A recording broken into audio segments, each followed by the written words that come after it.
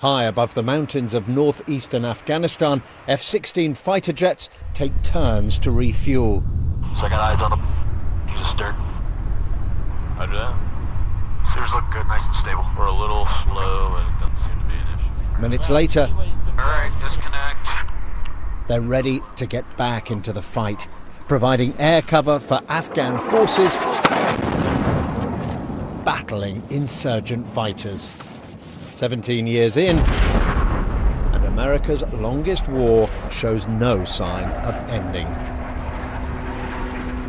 When Donald Trump became president, it looked like he might pull the troops out of Afghanistan once and for all. But instead, in August, he upped the ante, increasing troop numbers and promising that America will stay until, in his words, the war is won. Thank you very much. Thank you. Please be seated. The men and women who serve our nation in combat deserve a plan for victory. They deserve the tools they need and the trust they have earned to fight and to win. Afghan commandos launch a night raid on a Taliban position. Despite improvements in elite troops like these, the fact is that Afghanistan still looks like a quagmire. The latest figures show that last year the Taliban expanded their territory. Meanwhile, opium production is at record levels, and in January, insurgents launched a series of horrific terrorist attacks in Kabul and elsewhere around the country. General John Nicholson is one of the longest-serving officers in Afghanistan. He's in his third year as the commander of US and NATO forces and is reckoned to have played a pivotal role in formulating America's new policy. So this, of course, is America's longest war. It's one that started because of 9/11 and the attacks on our country, which emanated from here.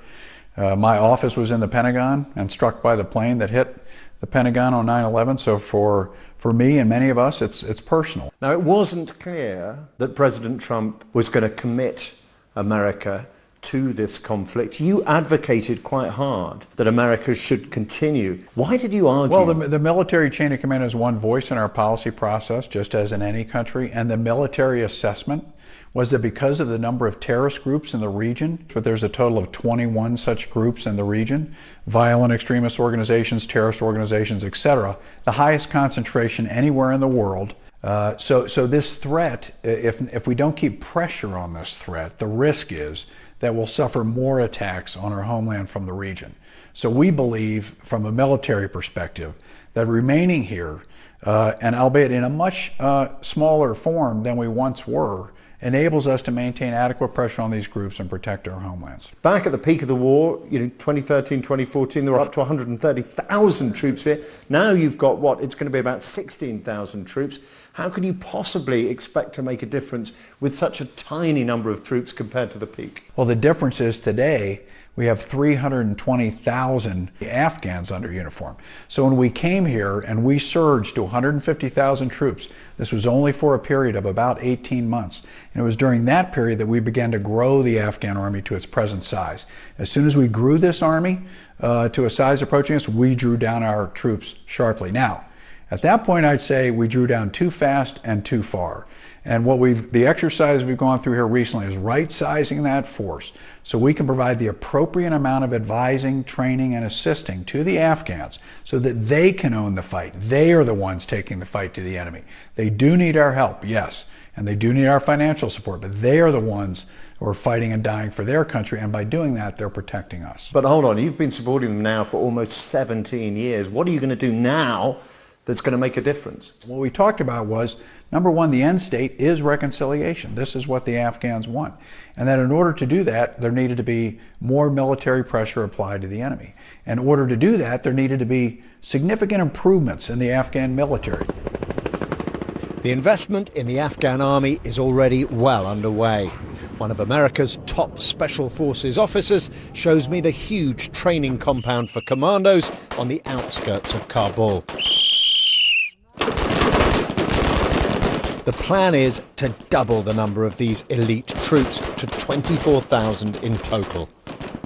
They call these guys the tip of the spear. It's their job to take the fight to the Taliban. Commandos like these and special forces make up just 10% of Afghan troops, but they carry out 80% of offensive operations. The plans for the Afghan Air Force are even more ambitious. The aim is it will triple in size. Afghan aircraft are already starting to take over from the US, targeting Taliban positions and providing air support for operations by Afghan troops. Why the Army and the Air Force? What can they bring to the fight? They bring offensive capability. So offensive capability is what's needed to break the stalemate that existed before this time. And this enables them to then move into those areas that have either been contested or that 12% of the area that's been controlled by the Taliban, and take those areas back under control of the government. Offensive capability. The combat here in Afghanistan sits in a regional context, doesn't it? And 150 years ago, when Britain was fighting wars here in Afghanistan, they called this the Great Game. And that Great Game continues to play out with new players, if you like. So, for example, one of the big issues brought by your president, President Trump, is the role of Pakistan here. Now, President Trump was absolutely clear that as far as he's concerned, Pakistan has been harbouring and facilitating the Taliban. Now, that is a huge problem, isn't it? Yes, it is. So external enablement is the only way that this insurgency continues. Without external enablement, it would never survive inside the country. What do you mean? I mean, they have bases, training facilities, they recruit outside of the country, they have madrasas outside of the country, their leadership lives in safety outside of Afghanistan. Where outside of Afghanistan? Well, I mean, and in many places, but you mentioned Pakistan.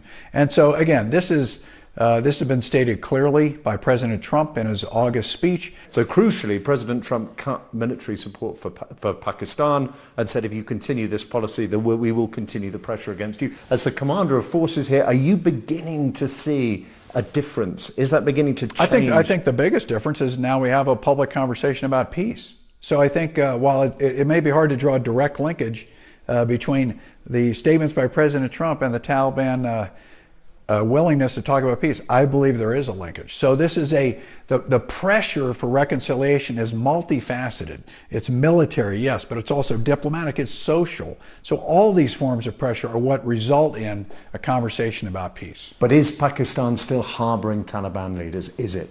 We believe they're still, the enemies we're fighting, we believe are still living on the other side of the border. And so they have pushed many of them into Afghanistan, and we want to give them credit for that. And through operations they've done in Waziristan, Zarbiarb, and other operations, and operations along the border, they're attempting to interdict these terrorists and stop the flow back and forth. Now, the other external act, talked about a little bit less, is Russia. We're told by senior police officers, by senior military figures within Afghanistan, that Russia is providing weapons and other resources for the Taliban. We share some interests with Russia and Afghanistan, and clearly they're acting to undermine our interests as well. And we are here, especially in our U.S. role, to go after those terrorists who could potentially pose a threat to any country around the world.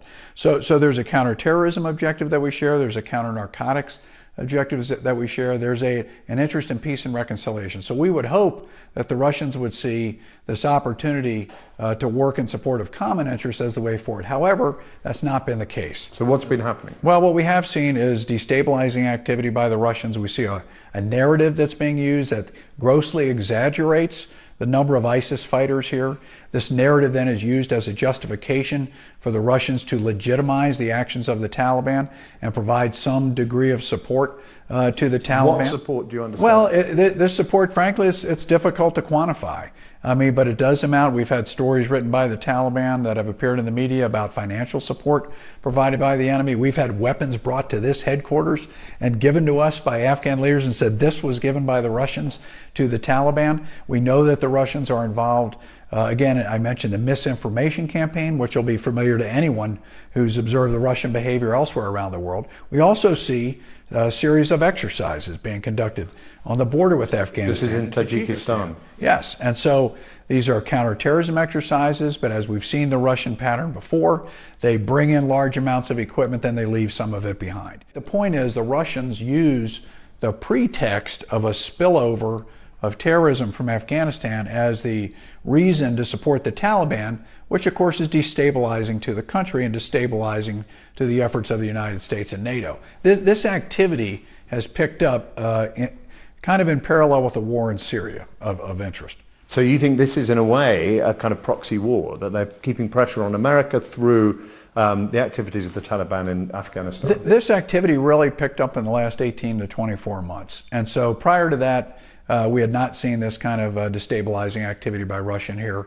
And when you look at the timing, it roughly correlates to when things started to heat up in Syria. So it's interesting to note the timing of the whole thing. This is what is funding Afghanistan's seemingly interminable conflict: opium and the heroin it is used to produce.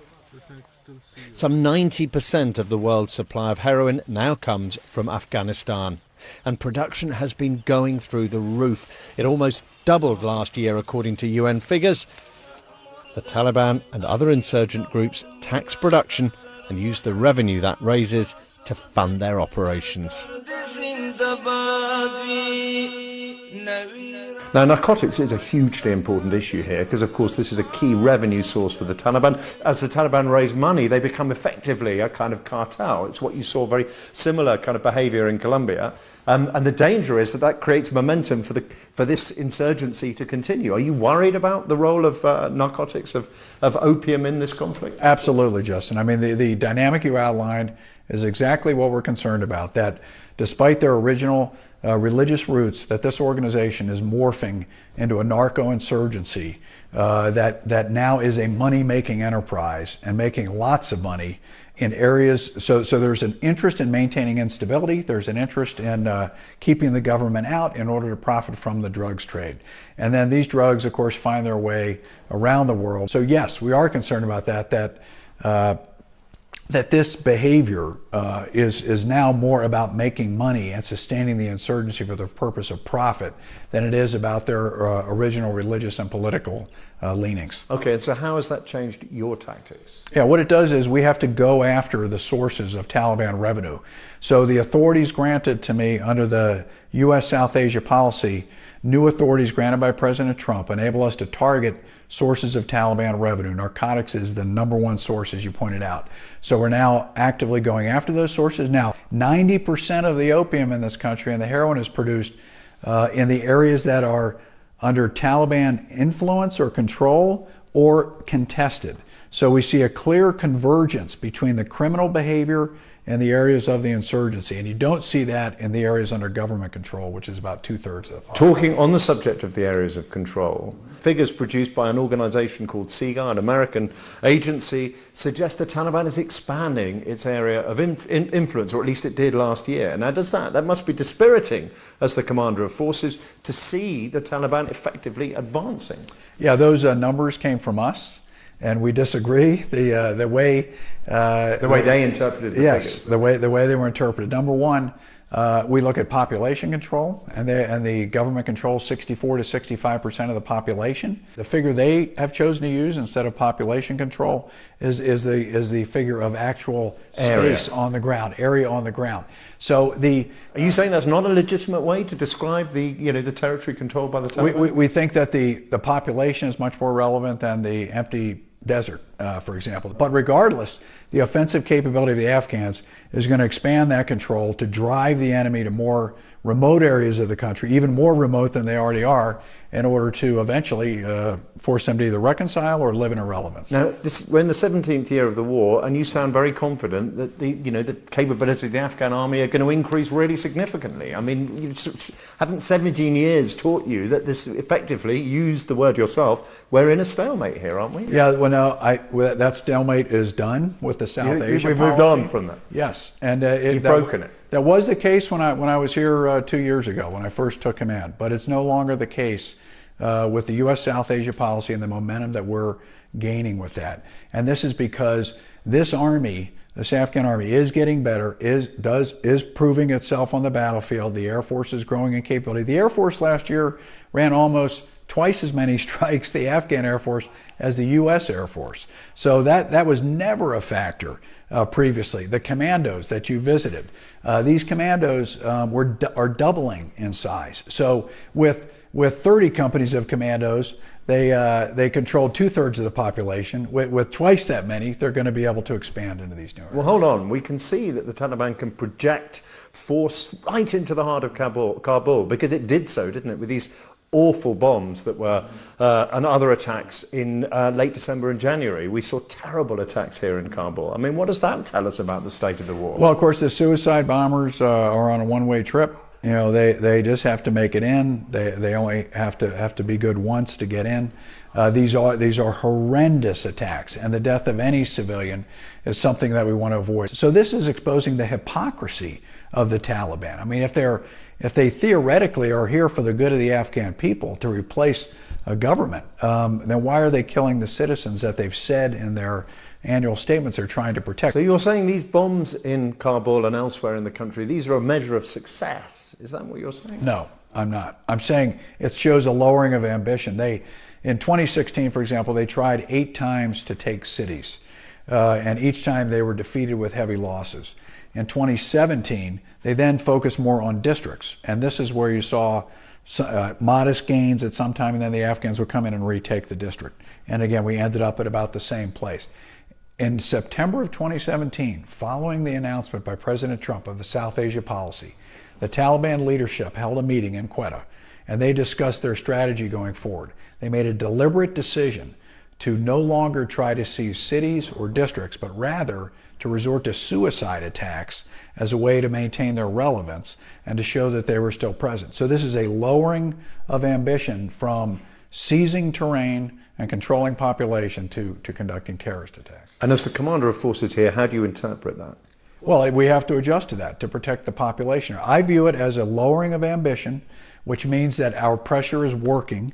There are casualties that they suffer from trying to seize cities and carve out a space of Afghanistan that they can call their own is not working. And what we anticipate this year is more suicide attacks and an assassination campaign to go after specific leaders. So again, when you look at the spectrum from conventional war to terrorism, they're moving down the spectrum closer to terrorism as an organization. Now, in the weeks after those horrific attacks, President Ghani made a peace offer to the Taliban, a very generous peace offer. He said, we won't pursue criminal actions against you. We'll free leaders from prison. We'll lift sanctions against you. We'll give you freedom of movement in the country. We'll let you set up a party. It is the most comprehensive peace offer to the Taliban since the Afghan war started in 2001. But President Ghani's government is deeply divided on this, as it is on most other issues. The Taliban isn't a coherent organisation either. Its divisions have made it a tough enemy to fight, and it will also hamper any peace negotiations. Even if some Taliban do wish to make peace, there are likely to be others that are minded to resist any agreement with the Afghan government. This is an enemy that you've been fighting for 16 years. I mean, were you surprised how generous President Ghani's offer was? Did you support the offer? We support the offer. We want to see a peaceful reconciliation in Afghanistan. What you don't see necessarily in the public domain is all of the back channel communication that's going on. Many in the Taliban are tired of this war. There are many Taliban who disagree with these tactics. They fundamentally disagree with attacks on universities, with blowing up civilians, with blowing up a hospital. I mean, they disagree with this approach. And what we see are fissures emerging inside the Taliban leadership. And this outreach that's occurring on multiple levels is what President Ghani was addressing here. Because we think there are many of the Taliban, just like there are many Afghans here that want to lay down their arms and see peace and stability return to the country. So why haven't we had a response from the Taliban? I don't know. You have to ask the Taliban. I mean, he put a generous offer out there. They wrote an open letter to the people of America. This needs to be an Afghan-led process. This needs to be a process between Afghans. And so we're hopeful that the Taliban will respond to this and will engage in a peaceful reconciliation. Now, President Trump's policy is conditions-based. That means until there's success here. How long do you think this will last? I'm encouraged that 6 months after President Trump announced the policy, we have peace offers being discussed by both the government and the Taliban. I don't think this is any coincidence. It's the pressure that this represents. And what this represents, when we say it's a conditions-based policy, this is a fundamental change from the past, and it's an important point here. It demonstrates that we have the will, and war is a contest of wills, and that we have now demonstrated the will to see this through. And I think that demonstration of will has contributed to getting these two parties to the point where they're both talking about peace in their own way. When President Trump spoke about his commitment to Afghanistan, he talked about winning here. He talked about victory. What would victory in Afghanistan look like? Winning is a reconciliation amongst the warring parties where they lay down their arms and bring stability to Afghanistan. That stability would then enable pressure to be kept on the terrorist groups so that no terrorist attacks emanate from this region. But we know from working alongside these brave Afghan soldiers for all these years that they are ready to keep pressure on those terrorists. But it is a reconciliation that brings us to that point. So victory could mean a government including the Taliban? This has to be an Afghan solution. We in the international community are here to help the Afghans and to prevent terrorist attacks emanating from the region.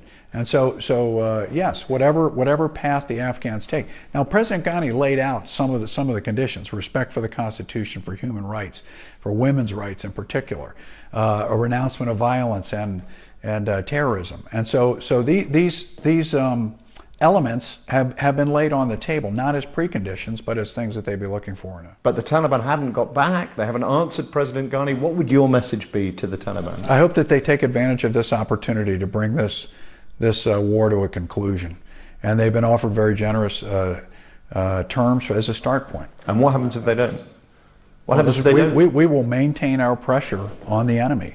We're going to maintain military pressure, we're going to maintain diplomatic pressure, and they're going to experience social pressure, continued rejection by the Afghan people. How optimistic are you, almost 17 years into this conflict, that there can be a kind of resolution, a reconciliation here? I think we are at a moment now with these offers on the table. Again, much work to be done, but we're at a moment now that we've not been at before. Where this discussion of peace, an offer by the government, a consideration going on by the Taliban, their own form of an offer to the American people, it's a moment we haven't been at before. And so I am hopeful that this moment will deliver the peace that all the Afghans deserve, that we want, which will enable us to protect our homelands in a more secure way, and eventually leave this to the Afghans to live in stability and peace.